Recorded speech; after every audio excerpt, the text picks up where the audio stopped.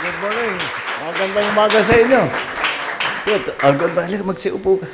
Sarap dito sa loob. Malamig.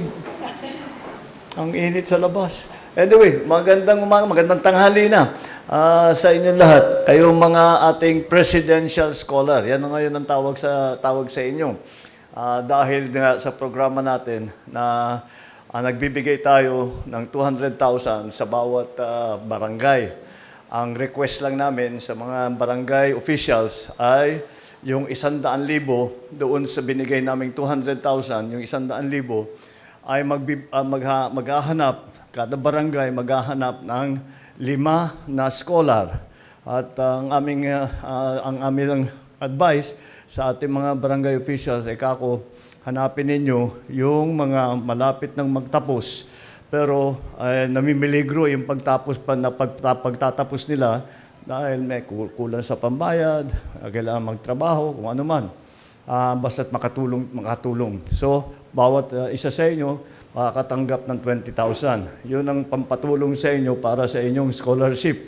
At lagi kong sinasabi sa ating mga presidential scholar na nakikita ko, ay dapat mapakinabangan ninyo na mabuti ito. Yung 20,000 na yan at gamitin ninyo sa mabuti para matulungan ng pag-aaral ninyo, matulungan ng pag-edukasyon ninyo at sa ganung paraan ay makakatulong tayo ng napakarami dahil ang barangay sa Pilipinas more than 42,000. Kaya kung kada barangay makakakuha tayo ng 5, more than 200 to 210 plus thousand ang natutulungan natin.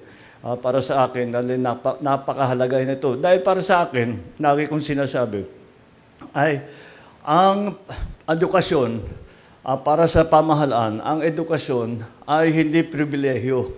Ito'y karapatan ng bawat na ating kabataan na kailangan ng pamahalaan ay asikasuhin at tiyakin na maganda ang sektor ng edukasyon. Naiwanan lang tayo ng kaunti dahil sa nakaraang ilang taon, hindi masyadong nabibigyan ng atensyon ang ating education sector. Pero ngayon, dahil sa aking paniniwala, na ito nga ay karapatan ng bawat sa ating kabataan na sinong gusto mag-aral, kailangan meron silang paaralan, meron silang paraan upang makapag-aral na mabuti at maganda ang magiging instruction sa kanila. Kaya't namin binuo itong programa na ito. Ang lagi kong sinasabi sa ating mga presidential scholar, sana mapakinabangan ninyo na mabuti ito at alam, sa karanasan ko, talagang naramdaman ko yan. Kung ako'y napakapalad at nakapag-aral ako sa magagandang eskwelahan. At sa buong buhay ko, mula nung nag-graduate ako, buong buhay ko, nagagamit ko talaga yung natutunan ko. Araw-araw, nakikita ko na nagagamit ko yan.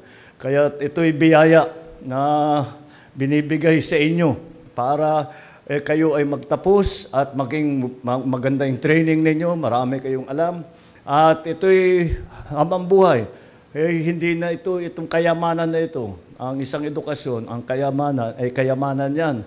Hindi na makukuha sa iyo yan, hindi na malulusaw yan, hindi maaagaw yan, hindi mananakaw yan. Habang buhay kayo, nandyan, nasa sa inyo yan at magagamit ninyo para pagandahin ang inyong mga buhay, para pagandahin ang buhay ng mga pamilya ninyo at saka yung mga community ninyo.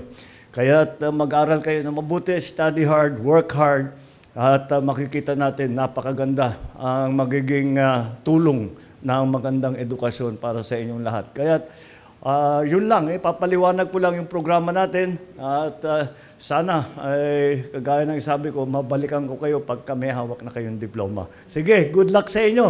At ating mga presidential scholar. Sige, pagbutihin ninyo at pagbutihin ninyo at alam mo naman kami, hindi naman forever kami nandito. Darating ang araw, kayo naman ang mga liderato dito sa Pilipinas. Hindi ko ibig sabihin sa gobyerno, ha? Gobyerno lang, ha? Sa lahat ng pamamaraan. Sa kayo magpapatakbo ng negosyo, kayo magiging teacher, kayo magiging nasa pamahalaan, kayo na ang magpapatakbo ng Pilipinas. Kaya kapag magandang pag-aaral ninyo, maganda ang patakbo ng Pilipinas at matutulungan yung pagandahin ang buhay ng bawat kababayan natin at pagagandahin ang ating minamahal na Pilipinas. Maraming salamat. Sige, good luck sa inyo.